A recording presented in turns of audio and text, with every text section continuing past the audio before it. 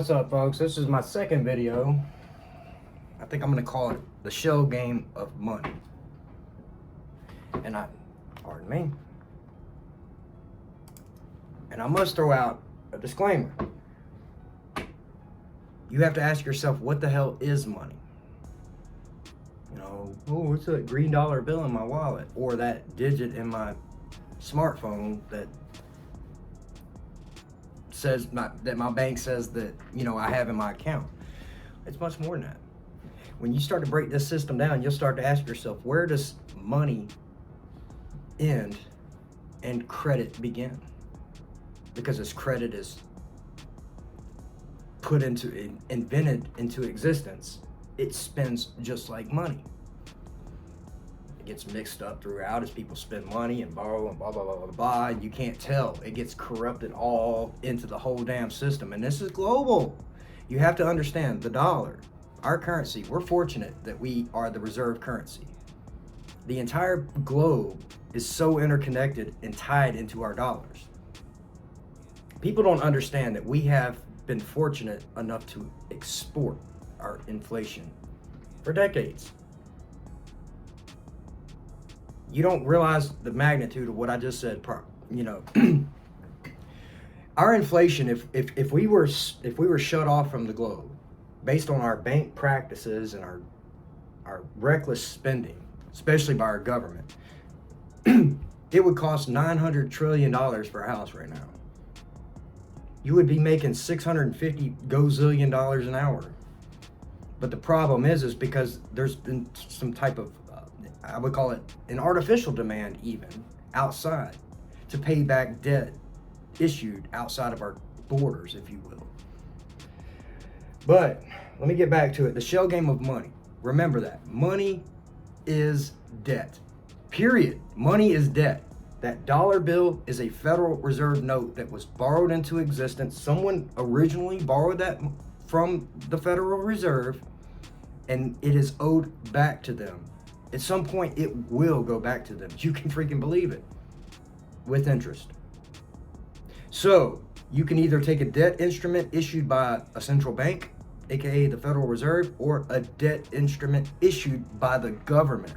Two separate things. The Fed is not the government. The Federal Reserve is not federal. It's a private cartel of banks. I'll do a whole thing on that as well. So you have Federal Reserve notes, aka dollars, and you have government debt or bonds, treasuries, T-bills, T-notes, stuff like that. Some people call it the debt market. The debt market, it's all debt. Money is debt. Money is debt. It's just you've got one debt issued by a bank and you've got debt that's issued by a government. And this, all countries do this. But we, above all, we do it more than any. So what you have to understand is that the shell game of money is the shell game of debt.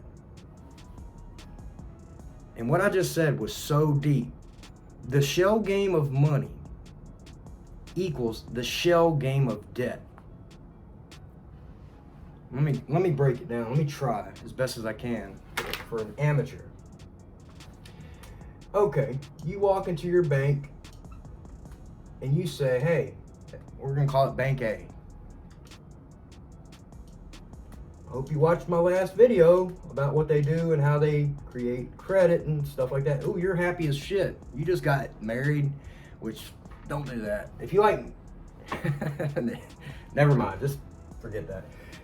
You just got married. You want to buy a house, and you walk your happy ass into that bank and you say, hey, can I borrow 100?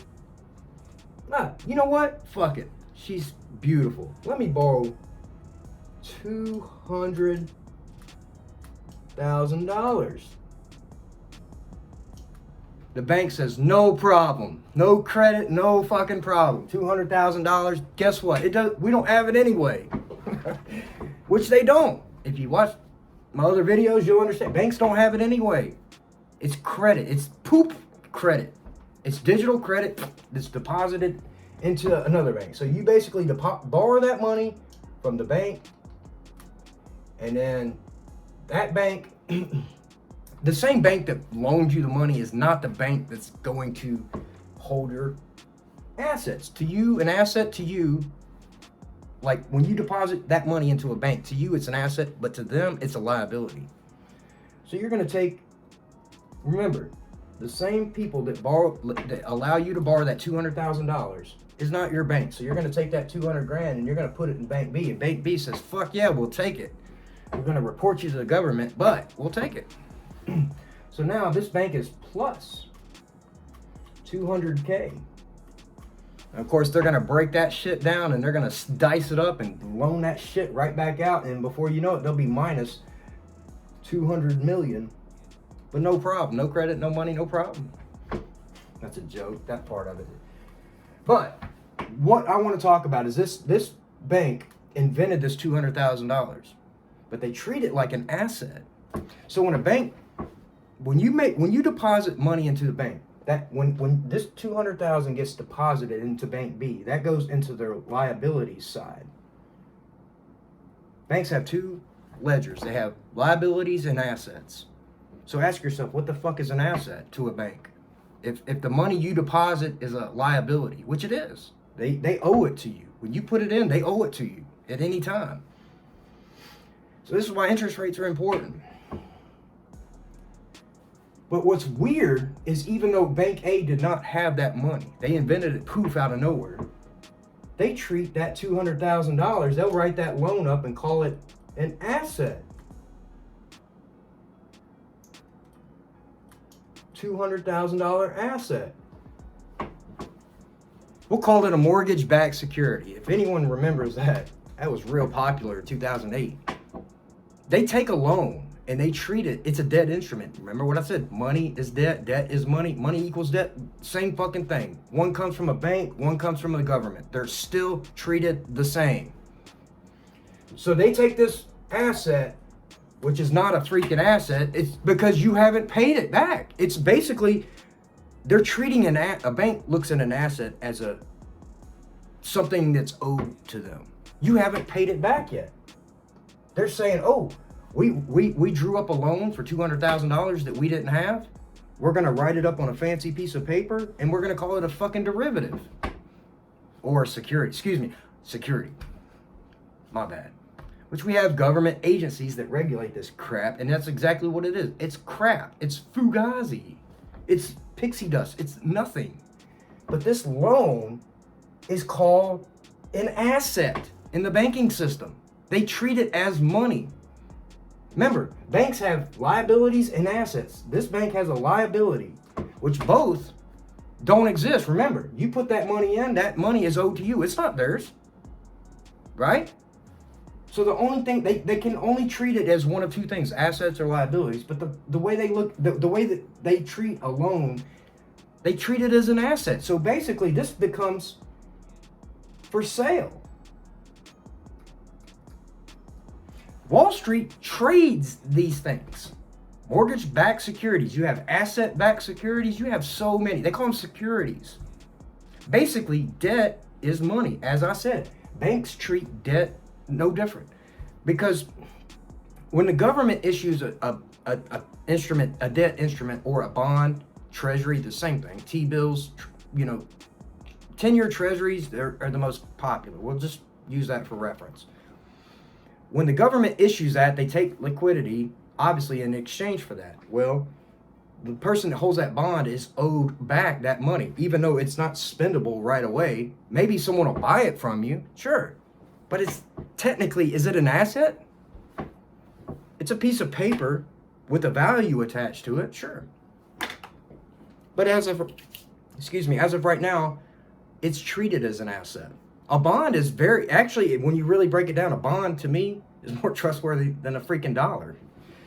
Because the government will shut that Fed down in a second and they'll steal the printer and hijack it and print it if they got to. But whatever, well, that's another thing. But basically what happens is this bank is sitting on they'll create this fancy, they'll take this debt and they'll create this fancy mortgage-backed security, which is what it is. This thing is worthless, really. It's worthless. It's got a nominal amount that's owed. It would be basically if you came to me and you borrowed $100 from me and I loaned it to you, right? I would take that contract, write it up as you owe me $100. And then I could take that contract and go outside and sell it to someone. Hey, do you want to buy this $100? This $100 security. That it's not worth it until you pay that $100 back. Right? With a little interest, obviously. So that interest is kind of what ties it together.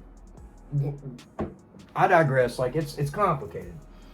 So basically this bank is going to treat this mortgage-backed security, they call them securities. Securities come in all forms and shapes and sizes. That's a huge topic in itself. So what happens is this bank is sitting on an asset.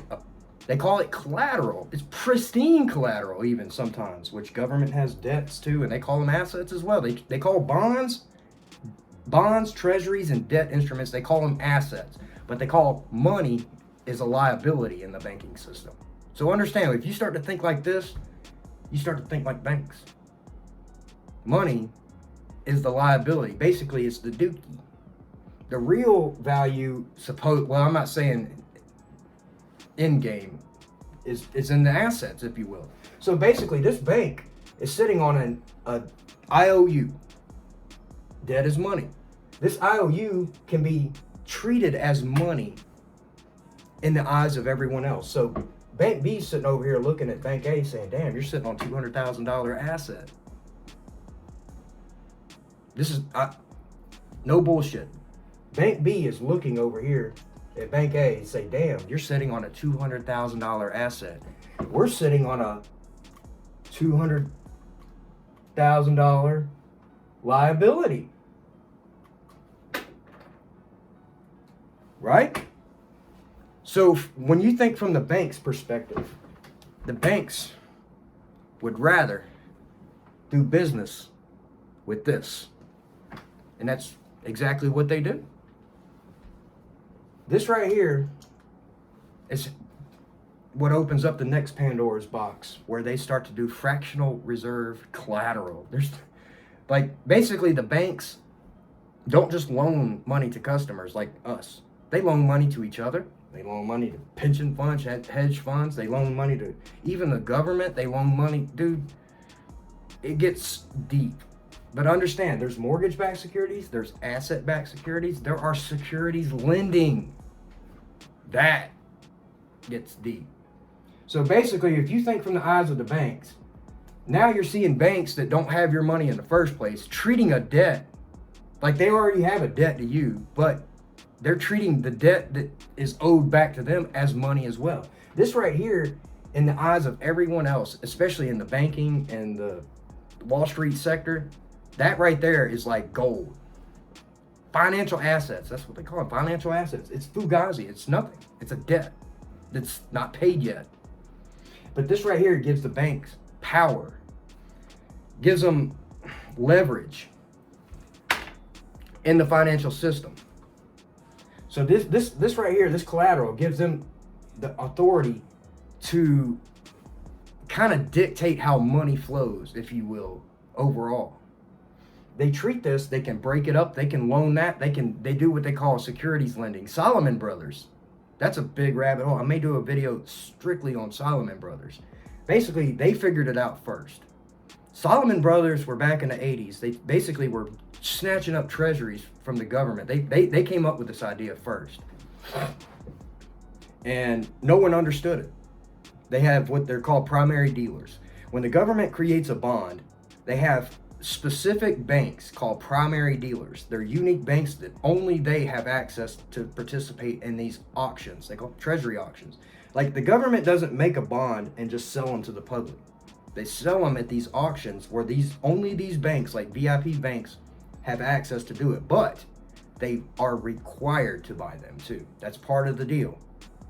But Salomon Brothers was one of these primary dealers back in the 80s, and they were snatching these suckers up. And no one understood it. And they were buying over their limit. And no one understood it. Why? Who the hell's buying bonds to make money? Because bonds have shit interest. We all know that. Even back then, it was, yeah. Back in the 80s, interest would hit 20% under Volcker, Paul Volcker. Memorize the Fed chairman. That's the most important man on the earth. Jerome Powell? That's right. Anyway, Now our interest rates are on the 10 years like 1.27. It's trash. But they're buying them left and right.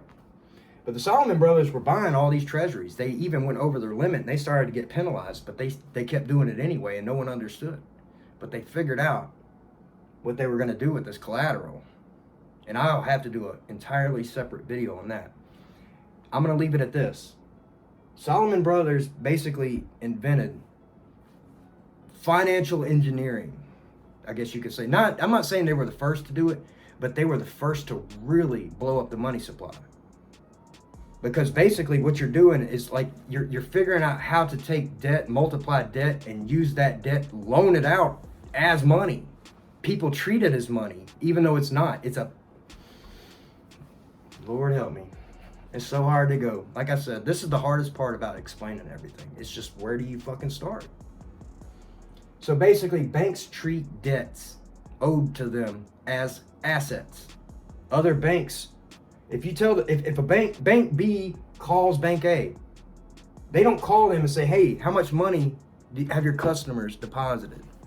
That's AKA liabilities. They don't care about that shit. They say, how much do you have in assets? And as I said, how do you define an asset? It's a debt. So money is debt. Debt is money. Debt is money. Money is debt. Understand, it comes in different forms, but it's the same damn thing. It spins the same. It has the same power and influence. Some of it more so than others. You have to understand that like these type of debts are treated in the financial system with more respect than cash itself. Cash is trash. People use bonds and financial assets as their base currency in the financial system. Basically, I said the stock market is nothing. The stock market is this. Excuse me. Here's the stock market. Everyone's like, geez, 35,000. Holy shit. Dow Jones. They treat you guys like stupid on these. Stop watching these financial channels. They're garbage. I didn't learn shit until I started listening to other people, and I'll get into them too, because I'll give all the credit to them. This does not exist without being supported by this massive bond market or debt market. And everything that makes this up has nothing to do with cash as we see it. It's made up of shit like this. Financial assets, which are nothing more than debts owed to them that haven't been paid yet, but are still treated as money. So basically, that's a $200,000 bill for that bank. Pretty scary shit. I'm gonna keep going.